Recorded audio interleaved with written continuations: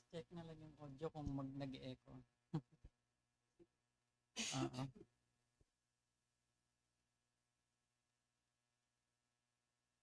Hello, okay na.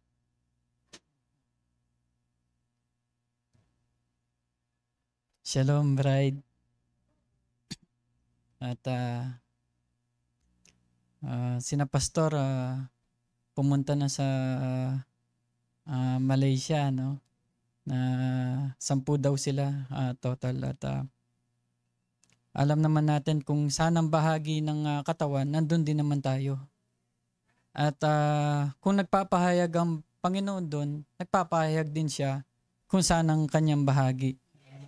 At ito ay kilos ng Panginoon. Hindi naman din natin na ginusto, kahit sino man na gumusto na pumunta lang doon, 'di ba? It's inspired by the Holy Ghost.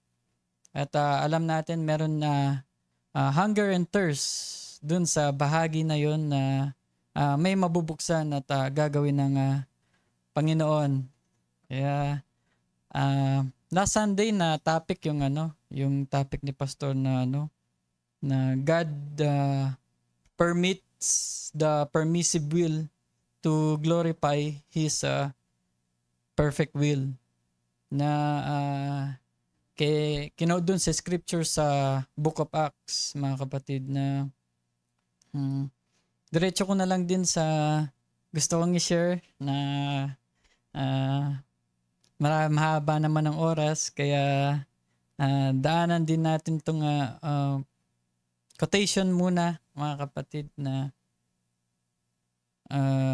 etong paggalaw ng Panginoon, bawat kilos ng Panginoon, kung ang bahagi natin, sina Pastor, sina Brother Joed, sina Sister Alice, yung silang 10 na dun sa Malaysia, ay yun ay kilos ng Panginoon to glorify God. Di naman tayo gumagawa ng grupo, sabi ni Pastor, it is to glorify God. Wala naman tayong tinataas din na pangalan, kundi itinataas natin kung ano ang katotohanan at itinataas natin kung sino ang Diyos. Yung identity ng Diyos, yung position ng Diyos. Kasi nandito na tayo sa quick and powerful message na ito na ang uwian natin, mga kapatid. Quotation, daanan ko lang ito, mga kapatid. They seen Jesus glorified. Sa Mount Transfiguration yan. That's all they wanted to see represented. Jesus glorified. And so is it today. Yun din naman ang gusto natin mangyari, mga kapatid, na mag-glorify ang Diyos sa atin. Di naman natin tinataas ang sarili natin bilang tao, kundi tinataas lang natin kung ano yung pinahayag sa atin ng Panginoon. Di rin naman tayo nagmamataas, mga kapatid, na hindi natin pinagmamataas na co-equal tayo, bagkus yun ang inihayag sa atin. Hindi tayo nag-aasam na mas higit pa, kundi katulad niya tayo, mga kapatid. We don't try to be some big person. We don't care what people say about us. Our name ain't nothing. It is His name. Dito niya nilagay ang pangalan niya sa atin. Mga kapatid, our life, it is nothing. It is His life. Sabi ni Paul, hindi na ako ang nabubuhay, kundi siya na. It is His power, not our power. Diba? Itong third pool, mga kapatid, kapangyarihan ng Diyos. Kung ano man ang mangyari na dineclare natin, claim natin nangyari, it's all for the glory of God. And there is only one thing that we love to do, is to see Him glorified. At ito na lang din ang hinihintay natin, mga kapatid, to see her glorified. Yung complete redemption, complete perfection nitong body, which is the body change. And how can it be? When He is glorified in us by His resurrection that is in us, we see Him represented again as He was today. Ngayon, ulit, mga kapatid. Did you get that? See, our desire is not to be glorified. Our desire is not some big name. Yung sariling pagkatao, mga kapatid. Our desire is not boost some church. Kaya kung titignan natin, mga kapatid, Di naman sa mga bagay-bagay, pinagpala itong mumunting iglesia, mga kapatid. Ikumpara mo sa bilang ng ibang church. Di ba? Kaya pupunta ako doon sa gusto kong i-share ngayong gabi, ngayong hapon, na ang Diyos ay after sa quality. Ang Diyos hindi na after sa pagpaparami. Hindi tayo nagpipreach na para lang takot tayong malagasan, kundi hindi tayo nagko-compromise, kundi binabagsak natin ang katotohanan. To make more in the Sunday school or try to bring in, hug tight, push in, offer a picnic party or bring stars, buttons, or something else like that, that's not our desire. Our desire is to see Him glorified. Yung katawan niya, mga kapatid, di ba? Nag-glorified na yung masculine form. Ito rin ang earnest natin, mga kapatid. Yung feminine form. Glorified what? Not with self-pride, but in us. Our lives. To prove that He is alive and living in us. Kaya kung ano man nararanasan natin sa buhay, may gustong patunayan ng Diyos. Di ba? Hindi naman natin tinitignan yan na, Lord, naghihirap. Bakit bride ako? Naghihirap ako, ganyan. Hindi. May purpose ang Panginoon. May gusto siyang patunayan sa iyo mismo. At sa lahat ng nag-o-observe sa iyo. Kasi ikaw mismo ang patunay na may Diyos. If I can get myself out of the way, so when William Branham not even thought of, and you not even thought of, till we can see Jesus glorified among us. See, that's our desire. That's the give us quickening power, and it gives us joy to know that we are with Him. Both flesh and bone of Him. Walang pagkakaiba, mga kapatid. Diba? Same source, same identity, same spirit, diba? Co-equal, being the bride of Him, and seeing His same vindicated methods, proving in us that He is now risen from the dead. Kaya, all glory to God, si Brother Paul, yan din ang pinatutuo niya. Pinatutuo niya na si Lord Jesus Christ ay buhay na buhay siya sa pamamagitan. Diba? Siya rin ay demonstration of the power of the Holy Spirit. Kaya, recap natin, mga kapatid, sa Acts na yung inspiration na kay Brother Paul na idadala na siya sa Roma, tapos sumakay sila ng barko. May centurion na in charge kay Brother Paul. Ang pangalan ng centurion na yun, I believe sabi sa sa scripture, si Julius Centurion. At binigyan na ng pabor si Paul na mag-refresh. Meet niya ang kanyang mga kaibigan. Then umalis sila, naglayag. Naging masama ang panahon, nahirapan silang dumaong dun sa Fair Havens, yung city of Lasea. At dun sa padaungan na yon, nagbigay na ng warning si Paul, di ba? Sabi niya sa mga tao doon na bago umalis, kasi aalis sila eh. Sabi niya, wag nang umalis kasi magiging delikado ito sa paglalayag natin. Hindi lang to delikado sa barko, kundi delikado rin sa buhay ng nandoon. Pero makita natin yung centurion, may karapatan siyang magdesisyon. Mas pinaboran niya yung kapitan ng barko. 'Di ba? Na kasi doon din ang makita rin natin na mag-winter pala sa panahon na 'yon. Malamig ang simoy ng hangin. Doon sa pinagdaungan nila, hindi magandang pag-stayan sa winter. Sa Acts 27:10 sa 10, 'di ba? Ito yung sinabi ni Paul, di ba? Yan sa hurt and said unto them, Sirs, I perceive that this voyage will be hurt and much damage, not only of the lading and ship, but also of our lives. Sa 11, nevertheless, the centurion believed the master of the owner of the ship, more than those things which were spoken by Paul. Tapos ito sa 12, mga kapatid, ang karamihan pala ay nagmungkahi din, majority. And because the heaven was not commodious to winter in, di ba? The more part, yun yung karamihan, mga kapatid, advised to depart thence also. If by any means they might attend to Phoenix. Meron na pala silang nirekomenda na pupuntahan nila. And there to winter. Doon sila pamalagi sa lamig ng panahon, which is the haven o daungan ng Crete, and lieth toward the southwest and northwest. So, pinakinggan ng centurion yung master at karamihan nagbigay ng mungkahi. Nung umalis sila, hindi sila nakinig kay Paul, doon na nagkaroon ng kandaletse-letse. Di ba? Imagine na napakalamig ng hangin, tapos nasalubong nila ang matinding bagyo, napakalakas na hangin hanggang sa tinapon na nila ang kailangan na nilang maging magaan yung bangka. Kasi kung meron kang ilalagay na palutang-lutang sa tubig, kailangan magaan.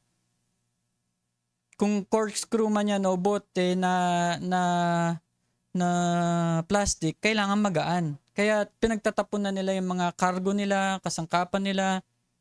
Pero umabot ng 14 days, sabi sa scripture na walang araw, walang buwan silang nakikita, stars, na talagang sobrang tindi, mga kapatid, na nawalan na sila ng pag-asa.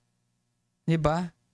Kaya dun sa part na yun, bago tumayo si Paul, dumating yung angel sa kanya. And inadmonish siya na huwag kang matakot, Paul. Dito sa 22, mga kapatid. And now I exhort you to be good cheer. Yan, tumayo na si Paul sa kalagitnaan nila. For there shall be no loss of any man's life among you, but of the sheep. For there stood by me this night. May nagpakita sa kanya kinagabihan. Diba? And the angel of God whose I am and whom I serve, saying, fear not, Paul. Diba? Dineclare, huwag kang matakot. Pag ang Diyos nagsabi, fear not, may dinideclare ang Panginoon. Bawat scripture na sinasabi ng Diyos na, fear not, be not afraid, may dinideclare na salita ang Diyos. At ang dineclare niya yun, good has finished na yun. Ngayon, pangalawang beses itong dineclare sa kanya ng Panginoon. Pinaalalahanan siya. Diba? Pupunta ka pa sa Roma. Diba? Fear not, thou must be brought before Caesar. Nagsabi, huwag kang matakot, Pablo. Kailangan ikaw ay humarap kay Caesar. At narito, ipinagkaloob ko sa iyo ng Diyos ang lahat ng kasama mo sa paglalayag. Kaya walang aksidente sa silong ng langit. Kahit sino pa yan, kahit tinakwil pa yan ng lipunan, kung nakatakda yan sa isip ng Panginoon, ligtas sila, mga kapatid.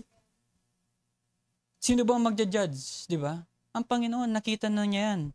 Wherefore, sirs, be of good cheer, for I believe God that it shall be as it was told me. Kaya, 2 beses pinalakas ng loob si Paul, di ba? Be of good cheer, sabi ni Lord sa kanya. Nagpadala siya ng angel na ikaw ay magte-testify dyan sa Jerusalem, witness dyan at magiging witness ka sa Roma. Ito na naman, be of good cheer. Di ba? Pupunta ka sa Roma 2 beses, mga kapatid. At ito rin, pupunta tayo sa gustong i-share na nung first time ko pinagbigyan ng mag-share dito, mga kapatid, na-share ko yung about kay Gideon. Na si Gideon ay 2 beses din naglambing sa Panginoon para makuha niya yung faith na i-declare ng Panginoon. Kaya dito mga kapatid na dineclare ng Panginoon, Gideon, ikaw ay mighty man of valor. Sabi ng Panginoon kay Gideon na pag dineclare ng Panginoon na mighty man of valor, finish na yun. Kahit ano pang tingin mo sa sarili mo. Kaya kung ano yung pinahayag sa atin ng Panginoon, di ba? Ano yung identity natin? Ano yung salita sa panahon natin? Yun na yun, mga kapatid. Binigay sa'yo ng malinaw. Kaya nga kung anong faith, ano bang faith? Perfect faith, rapturing faith. Yun talagang mangyayari sa atin, mga kapatid. Ngayon, punta tayo sa Book of Judges 6:11. Dito sa, kasi may inspiration si Brother Arnel na nag-share siya dun sa Promised Land. Diba? Na topic ng bandang end part ng sharing na sa Promised Land, bago ka makapunta sa Promised Land, kailangan mong dumaan sa Jordan River na kailangan death to yourself. Born again experience. Kailangan may mamatay. At may isilang na identity mo, mga kapatid, na ihayag kung sino ka. Ngayon, nakarating na sila sa Promised Land. Nagumpisa ang Book of Judges sa pagkamatay ni Joshua. Kung titignan mo yan sa Judges, ang umpisa niyan, namatay si Joshua, yun ang umpisa ng Book of Judges. At si Gideon ay panglima sa mga judges. At ang mga judges, hindi yung judges sa panahon natin ngayon na hukom. Ang judges, sila yung mga leader, nagli-lead sa mga battle, nagli-lead sa mga gera. At sina Judah, sina Gideon, at isa sa huling nagli-lead ng mga judges si Samson. At ang pinakahuling judges si Samuel bago pumunta sa mga hari, mga kapatid. At makikita natin na bakit pumunta sila sa mga hari kasi etong mga judges, mayroon din silang pagkukulang, come short. Sabi ng Panginoon na lahat ay nag-come short talaga. At kung ano yung kalooban na pinermit ng Panginoon, ay dun din papunta sa kanyang perpektong kalooban. Na kung babahain mo lahat ng mga nangyari sa Old Testament ay may kanya-kanyang message ng Panginoon na binibigay sa atin. Dito sa 11, and there came an angel of the Lord and sat under an oak tree which was in Ophrah, that pertained unto Joash and Abiz's right, and his son Gideon threshed wheat by the winepress to hide it from Midianites. So si Gideon ay nagtatago sa mga Midianites para kumuha ng pagkain. Pero hindi lingid sa kanyang kaisipan yung ginawa na miracles ng Diyos sa kanila. Simula dun sa Egypt, papunta sa Promised Land. Grabe ang pinatunayan ng Diyos sa kanila.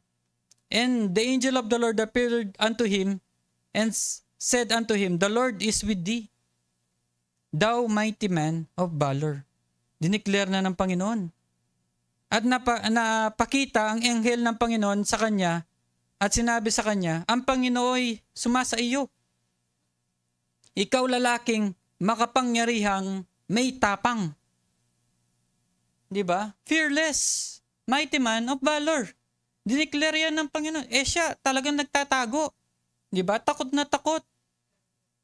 Pero dumating ang Panginoon sa kanya. Ikaw, wala kang takot. Sabi niya. Dineclare ng Panginoon yun. Mangyayari at mangyayari yun. Taliwas man sa paningin ng tao, mangyayari at mangyayari yun. And Gideon said unto him, O my Lord, if the Lord be with us, why then is all this befallen us? Kung nasa amin ang Panginoon, di ba? Kung pinapatnubayan kami ng Panginoon, bakit namin nararanasan to? Tayo bilang sa kapanahunan, bride ako. Bakit bride ako ng Panginoon? Ba't ko nararanasan to? Tingin ka sa iba, mabuti pa yung ganyan-ganyan. Yan si ano, pero bride ako. Yung pala may dinideclare ang Panginoon, may gusto siyang i-glorify. Kaya nangyayari yan kasi it's all for the glory of God. Sa iyo mismo, meron siyang gustong patunayan individually. Mga kapatid, and where be all his miracles which our father told us of. Diba, ang tindi ng istorya. Doon sa Egypt, paano sila palabasin sa Egypt? Sa wilderness, nahati ang dagat. Hanggang sa makaangker nila ang Jericho. Diba? But now the Lord had forsaken us and delivered us into the hands of the Midianites. Ngunit ngayon, diba? Hindi ba tayo iniahon ng Panginoon mula sa Ehipto? Ngunit ngayon, hiniwalayan kami ng Panginoon at ibinigay kami sa kamay ng Madian. And the Lord looked upon him and said, Go in thy might, and go in this might. Go in this thy might, and thou shalt save Israel from the hand of the Midianite. Nililigtas mo ang Israel sa kamay, di ba? Ng Madian. 15, and he said unto him, Oh my Lord, wherewith shall I save Israel? Puno ng pagdududa, mga kapatid. Behold, my family is poor in Manasseh, and I am the least in my father's house. Di ba? At sinabi niya sa kanya, Oh Panginoon, paano ililigtas ko ang Israel? Narito ang aking angkan ay siyang pinakadukha sa Manasseh. At ako ang pinakamaliit sa bahay, sang bahayan ng aking ama. And the Lord said unto him, Surely, I will be with thee, and thou shalt smite Midianites as one man. Diba? At sinabi ng Panginoon sa kanya, walang pagsalang ako'y sa iyo. At iyong sasaktan ang mga Midianita na parang isang lalaki.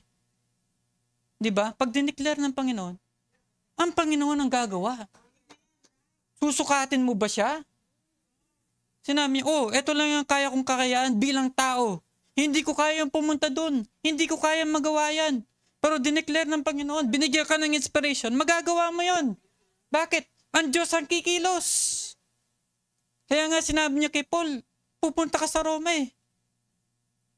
Diba? Binigyan siya, be of good cheer, Paul. Nung una. Pangalawa, doon sa barko. 14 days, hindi nila nakita yung araw. Pati bituin.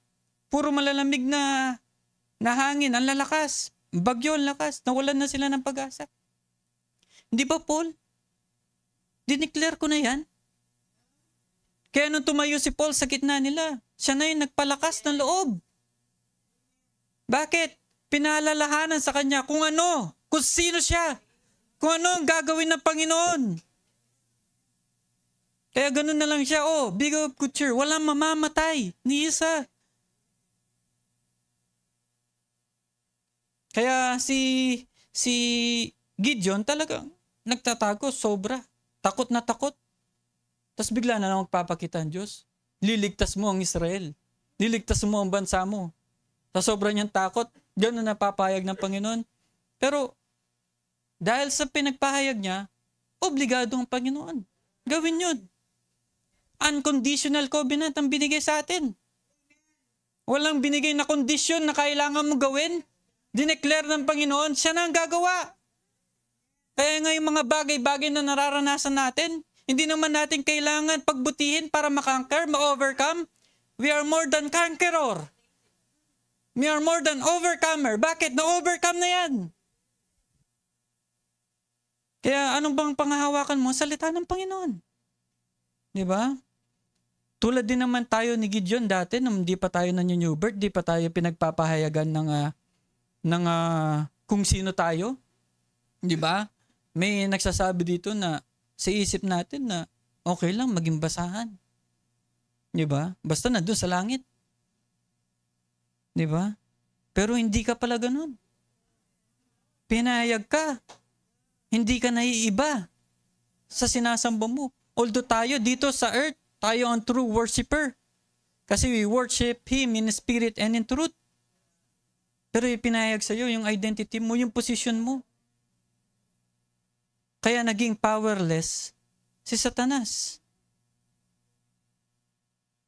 Kaya in the creed season, mga kapatid, ngayon nakikita natin yung mga ibang tayo ng mga churches na duman din tayo dun, makikita mo sa kanila, tao lang tayo.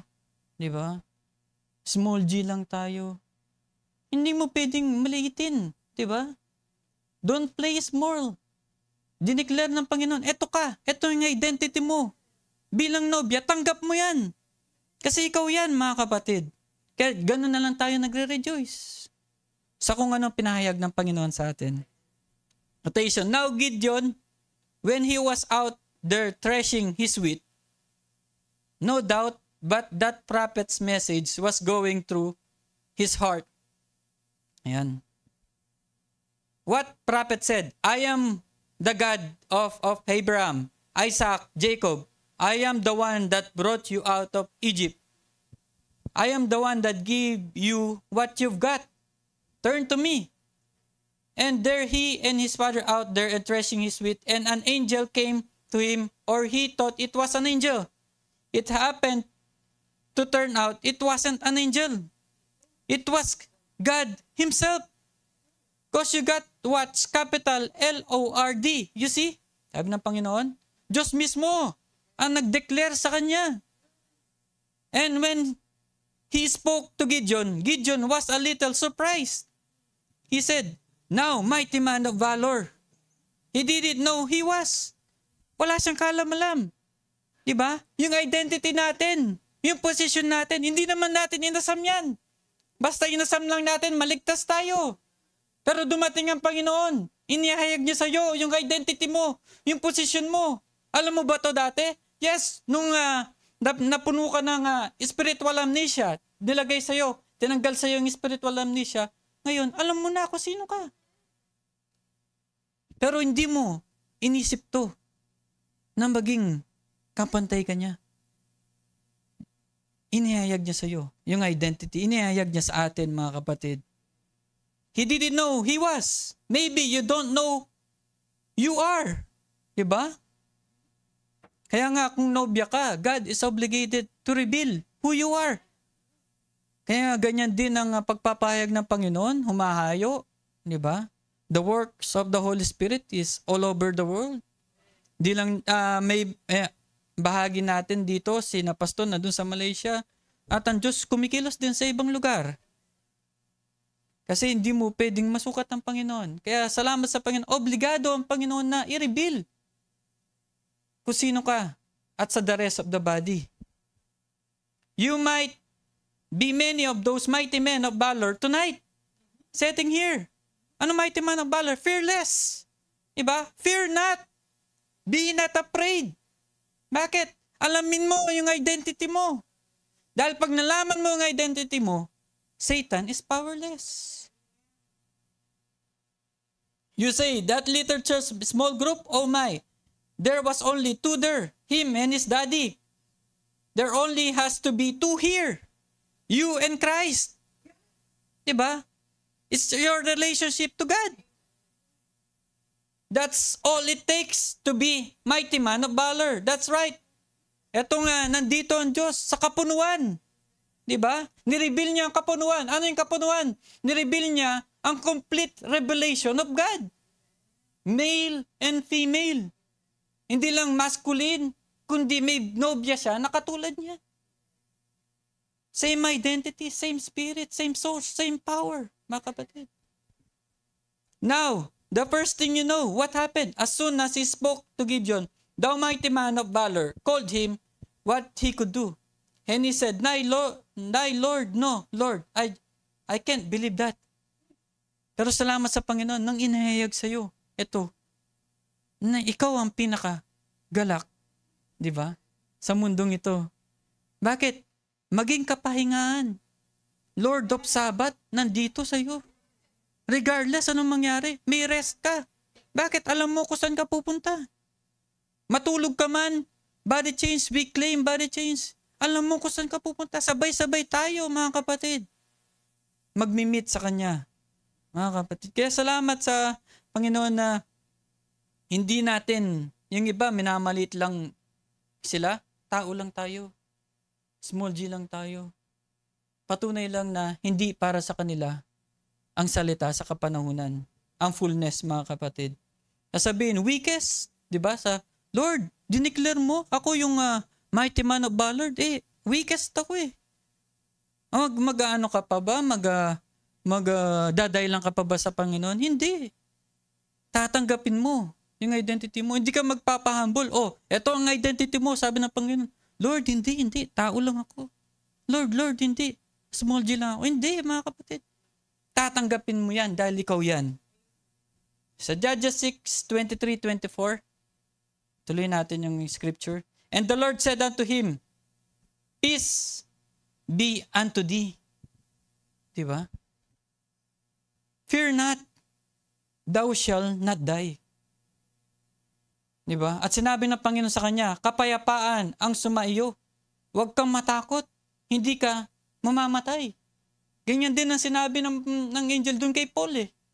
Diba? Walang mamamatay. Lahat kayo ligtas. Doon, pupunta pa kayo, diba? Kung saan kayo paroroon. Then Gideon built an altar there unto the Lord and called it Jehovah Shalom. Unto this day is yet in Ophrah of the Abiezrites. Nang magkagayoy, nagtayo roon si Gideon ng isang dambada sa Panginoon at tinawag na Jehovah Shalom. Jehovah Shalom, mga kapatid, ay may kapayapaan sa iyo.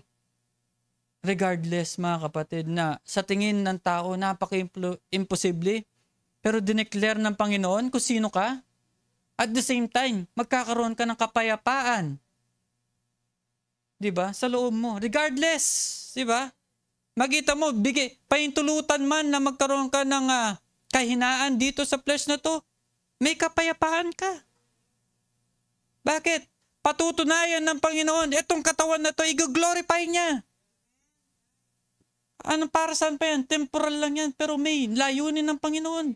May ipapakita ang Panginoon. Kaya nga dineclare niya, magkakaroon ka ng unwavering faith. Kaya bakit ka naging mighty man of valor? Fearless, may unwavering faith ka. Bakit? Dineclare na yan ng Panginoon. Ngayon si Gideon, sinabi ng Panginoon yan, naglambing ngayon si Gideon.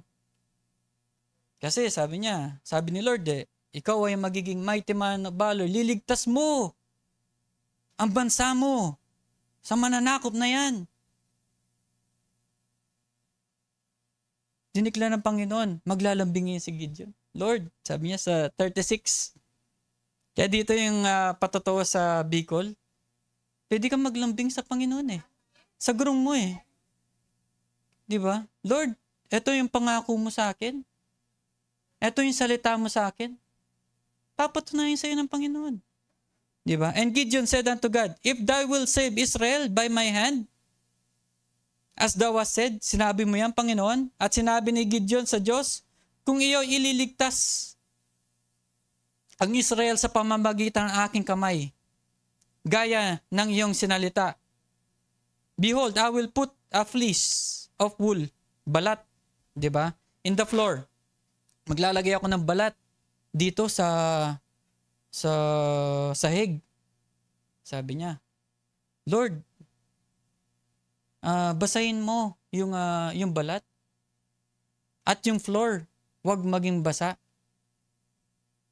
Kinabukasan, pag nagkakaroon ng hamog, mga kapatid, pag nagkaroon ng hamog, lahat yan may hamog Pag tumingin ka doon sa Talahiban, lahat may hamog. Punta ako sa Baguio, kabuuan, may hamog. Diba? Maglalagay ka ng, yung welcome doon sa door? Yung parang, floor mat? Pag nagkaroon ng hamog, damay doon, diba? Yung, kung ano yung hamog doon sa sahig, yun din yung hamog doon sa floor mat. If the dew be on the fleece only, and it be dry upon all the earth beside, then shall I know that thou wilt save Israel by mine hand. As thou hast said, narito aking ilalagay ang isang balat na lana sa giikan, sa floor. Kung dumuon lamang sa balat ang hamog, di ba? Ang hamog ay dun lang sa balat. At maging tuyo ang buong lupa. Ba? Binigyan niya ng nagbigay siya ng condition sa mga naglambing siya sa Panginoon, mga kapatid. Ay malalaman ko nga na iyong ililigtas ang Israel sa pamamagitan ng aking kamay, gaya ng iyong sinalita. Sa 38, and it was so, for he rose up early on the morrow, and thrust the fleece together, and wringed the dew out of the fleece, a bowl full of water. Nung nagising siya, nakita niya, nagkaroon ng hamog dun sa lupa. Pero yung sahig, hindi. Nung piniga niya, puno. Diba? Ang isang baso.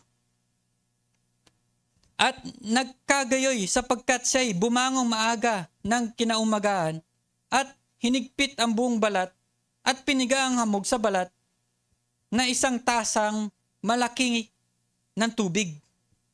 Grabe. Sinunod ng Panginoon. Kasi dineclare niya yun eh. Obligado ang Panginoon na ma-reach mo ang unwavering faith. Papatunayan sa'yo ng Panginoon yan. Kaya iba rin maglambing ang bride kay Lord. Sino lang ba ang pinapakinggan ng Panginoon? Ang bride niya. Hindi naman lahat ng nagdadasal sa Panginoon pinapakinggan. Diba? It's a personal relationship. Siya yung groom. At nag-request ulit si Gideon. Di siya na-satisfied dun. Yabe, pinatunayan ng Panginoon. Pero naglambing ulit. Diba? And Gideon said unto God, Let not thine anger be hot against me. Huwag ka naman magalit sa akin, Panginoon. Patunayan mo ulit. Diba? Maglambing ulit ako. Sabi niya. And I will speak but this once. Baliktarin mo naman. Sabi niya. Basahin mo ang sahig. Pero yung balat, huwag mong basahin. Diba? I will speak this once. Let me prove, I pray thee. But this once with the fleece. Let it now be dry upon the fleece and on all the ground let be dew. At sinabi ni Gideon sa Diyos, huwag mag-alab ang iyong galit laban sa akin. At magsasalita na lamang ako ng minsan pa. Isinasamo ko sa iyo na ipasubok mo pa sa aking minsan sa pamamagitan ng balat. Tuyuin mo ngayon ang balat lamang. At sa buong lupa ay magkaroon ng hamog. Diba? Wino-worship mo ang Panginoon. Lord, Lord, diba? Wino-worship natin. Tapos uutusan mo, sabi ni pastor. Diba? Pero ganun maglambing ang nobya, mga kapatid. And God did so that night. So it was dry upon the fleece only. And there was a dew on all the ground. At ginawa gayon ng Diyos ng gabing yaon sapagkat natuyo ang balat lamang at nagkaroon ng hamog sa buong lupa. Kaya ang Panginoon, grabe, di ba? It's according to the word. Pag dineclare niya yan, pinangahawakan mo ang kanyang pangako. Ipe-perform niya yun eh. Lord, sinabi mo, di ba? Ililigtas ko ang aking bansa. Ako ay magiging mighty man of valor, fearless. Nakita mo naman ako, Lord. Nagtatago ako. Takot na takot. Lord, ito lang hiling ko. Di ba? Obligado ang Panginoon na ma-reach mo ang unwavering faith. Makuha mo ang faith na nanggagaling sa Kanya na hindi ka natatakot. Kaya makita mo, paano si Gideon niligtas niya ang kanyang bansa sa mga Midianites. Ganon din kumilos ang Panginoon. Ito yung original 300. Dahil dyan, sa pangalawang paglalambing niya, naging masigasig si Gideon. Nakakuha siya ng 32,000 na kalalakihan para lumaban sa Midianites. 32,000 na nakuha niya. Sabi ng Panginoon, marami yan. Yan 32,000 na yan, kung manalo kayo sa Midianite, pwede kayong magmalaki sa sarili nyong gawa. Papatunayan ng Panginoon, gawa ng Diyos to eh. Etong battle na to, battle ng Diyos to eh. May kailangan ka bang gawin? May kailangan ka bang pagtagumpayan? Hindi. Cast your burden to the Lord. Siya ang magpapatunay. Diba? Siya ang may kapangyarihan. Pinanghahawakan mo lang ang kanyang salita. Walang imposible sa Panginoon. Bakit? Siya ay always in control. Hindi naman siya naging out of control, mga kapatid. Kahit sa mga ilang patutuo dito, na kung gaano man kabigat ang problema, kung titignan mo, napakatindi. Binagsakan ka ng matindi. Kala mo walang control ang Panginoon. Pero God is always in control. Walang aksidente sa silong ng langit. Yeah, dito sa Judges 7, 2-7. Ang bilis ng oras. And the Lord said unto Gideon, the people that are with thee are too many for me to give the Midianites into their hands. 32,000 ang nakuha niyang tao. Grabe, masigasig si Gideon. Katapos niya nakita yung dalawang paglalambing niya sa Panginoon eh. Lest Israel vaunt themselves against me, saying, mine own hand have saved me. Ang sariling kamay ang nagligtas sa akin. Di ba? Sa 3, now therefore, go to proclaim in the ears of the people, saying, whosoever is fearful and afraid, let him return and depart early from Mount Gilead. And there returned of the people 20 and 2,000. 22,000 ang umalis na takot. And there remained 10,000. So ang nag-gather ni Gideon, 32,000. Sabi ng Panginoon, sabihin mo sa mga tao na yan na kung sino man ang takot, umalis na. Kaya pala na sumama sila, umabot sila ng 32,000. Sama-sama lang pala. Sama-sama lang pala. Kaya yung lakas nila, dun lang sa dami. Na hindi ganyan ang Panginoon eh. Isa-separate niya talaga. God is a God of separation. Hindi pwedeng sama-sama ka lang. Na masasabi mo lang na ganun din. Hindi, mga kapatid. And there remained 10,000. And the Lord said unto Gideon, the people are yet too many. Marami pa rin yung 10,000 na yan. Bring them down unto the water, and I will try them for thee there. And it shall be that of whom I say unto thee, this shall go with thee. The same shall go with thee, and of whomsoever I say unto thee, this shall not go with thee. The same shall not go. Nagbigay ulit ng test ng Panginoon. 2 test lang ang binigay ng Panginoon. Nakita mo, ang Diyos, napaka-simple lang din ng Diyos.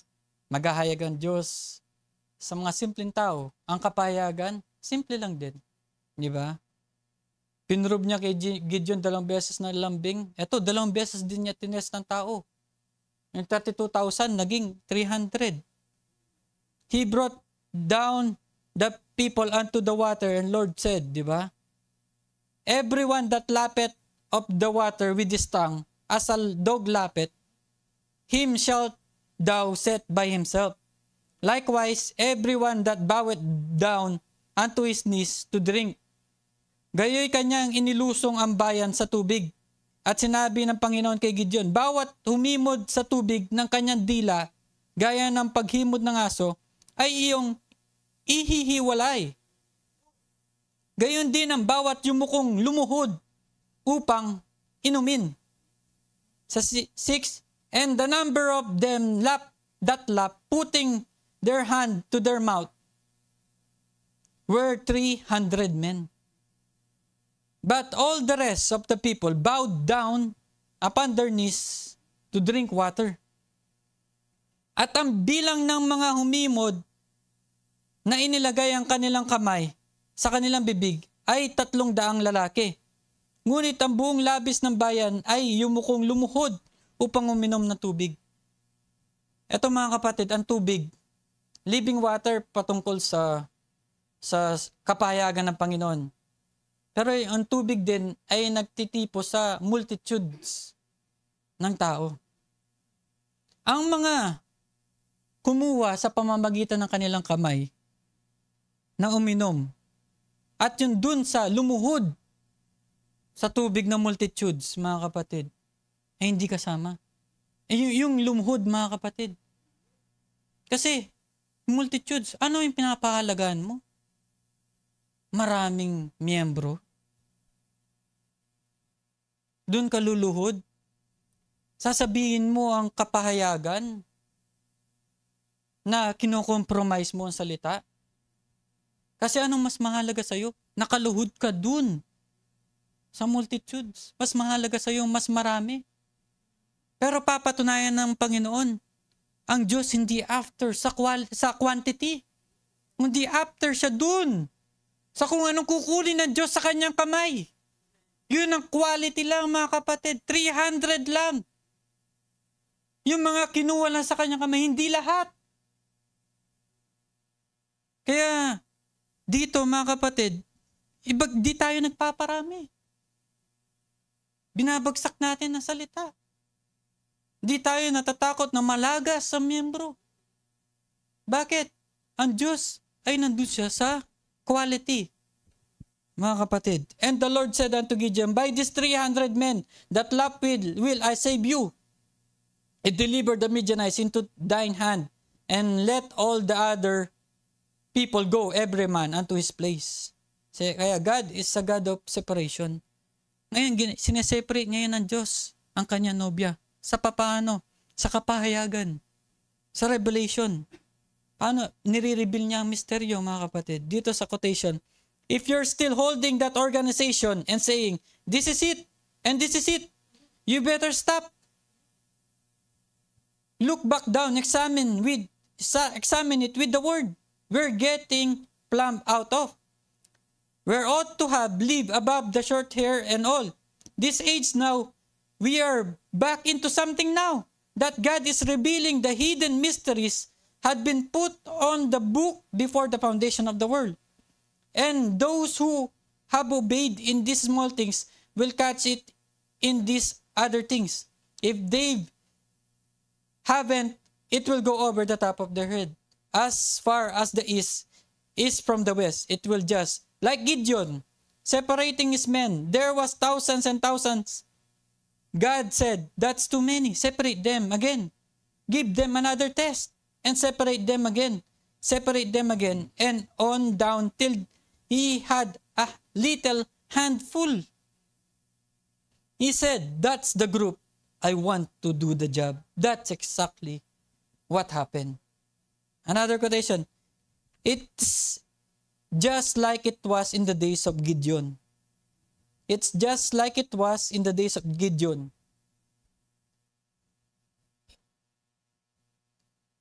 Yan. It's just like it was in the days of Gideon. Time of playing church is over. Hindi na tayo naglalaro-laro pa dito. Hindi na tayo nagpaparami lang, kinokompromise ang salita, kundi binabagsak na ang katotohanan, mga kapatid. We got to get ready to meet God. Uwian na to, mga kapatid. Diba? Ano yung requirement ng Panginoon para umuwi? Ang position, malaman mo. Pag nalaman ng bride ang kanyang position, alis na tayo. The same time, ngayon na napahayag sa atin, malaman mo ang position mo, Satan is powerless. Dahil ito ay battle ng Panginoon.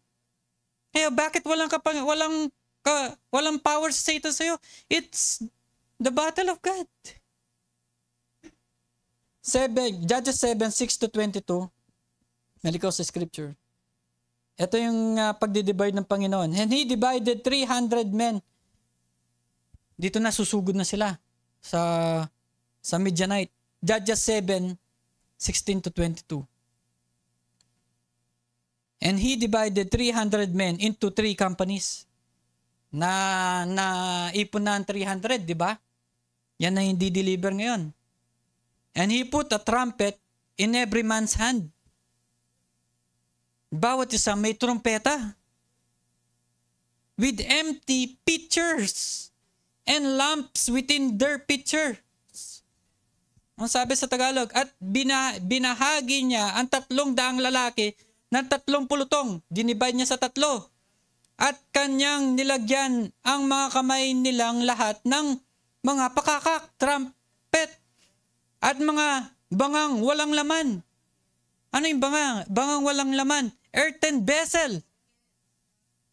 Diba? Earthen vessel, earthen jar, walang laman. Pero meron sa loob. Walang laman at ang sulo sa loob ng mga banga. Pero dito sa English, and the lamps within the pitchers. Di ba? May lampara sa loob. May earthen vessel, tas sa loob may lampara. Mga kapatid, tapos dun sa isang kamay mo ay trumpeta.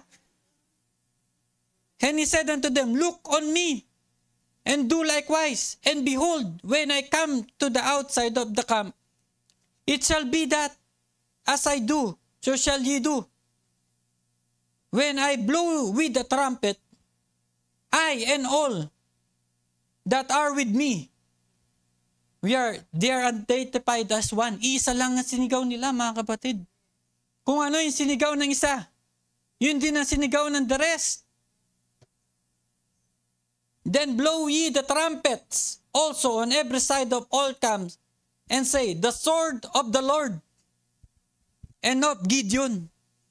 Ano ang espada, mga kapatid? The sword of the Lord is the word of God. Sharper than two-edged sword. Ano yung word of God? Mas matalim pa sa espada, mga kapatid. Pero ano yung dala-dala nila? Wala silang dala-dalang literal na espada. Dala-dala nila trumpeta, banga, at sa loob ay lampara. Pero ang sisigaw mo? The sword of the Lord. Ito ay salita ng Diyos. At identified ako doon. Sino si Gideon? Bride. Siguraduhin mo na ikaw, identified ka doon. Nung inahayag mo salita, identified ka. Kung ano ang kapahayagan dito sa huling panahon, kung sino ang bride, kung ano ang identified, kung ano ang posisyon ng bride, identified ka doon. Siguraduhin mo, individually, mga kapatid. So Gideon and the hundreds men that were with him came unto the outside of the camp in the beginning of the middle watch. And they had but newly set the watch, and they blew the trumpets and brake the pitchers that were in their hands. At gayoy si Gideon at ang 100 lalaki na kasama niya ay napasa pinakahuling bahagi ng kampamento sa pasimula ng pagbabantay sa ating gabi. Midnight, mga kapatid. Nang makita natin midnight, ang haba na naman nito, malawak na naman to, mga kapatid. Di ba? May midnight cry na sinabi. Di ba? In-identify niya, pinoran niya rin. Di ba? Tinuro niya. Yeah, nandyan na ang Diyos. Di ba? Saan na ba yung pinoran ni Brother Branham? Nandito na. Ngayon, dinideclare natin. Di ba? Ngayon, nandito rin tayo. Dinideclare natin, mga kapatid. Alam natin. Di ba? Ang pagpaparating ng Diyos any moment from now. Yung iba, sinasabi, midnight cry, sila yung 8 prophet. Sila yung kakrowing, pang-8 propeta. Ginawa nilang pang-8 propeta, mga kapatid. Wala nang pang-8 propeta. At nang halos kahalili lamang ng bantay, at sila'y humihip ng mga pakakak. Di ba? Binlo nila ang trumpets, at kanilang binasag ang mga banga. Binasag ang earthen vessel. Bakit? Alisin mo ang karnal mong pag-iisip. Alisin mo ang karnal mong interpretation. Alisin mo ang makataong pananaw. Bakit? Ano yung itataas mo kung ano yung nasa loob mo? Itataas mo yung identity mo, yung the real you.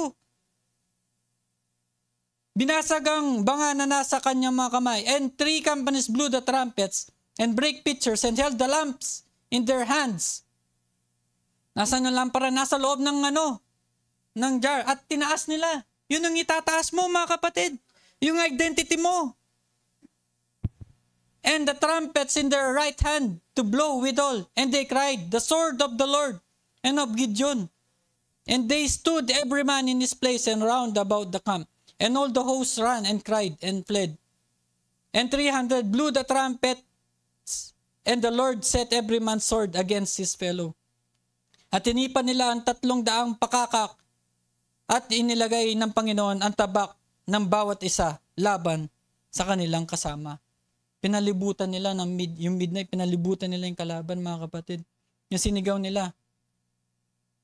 Binlow nila yung pakakak, tapos binasag nila yung earthen vessels, tinaas nila yung apoy, yung torch.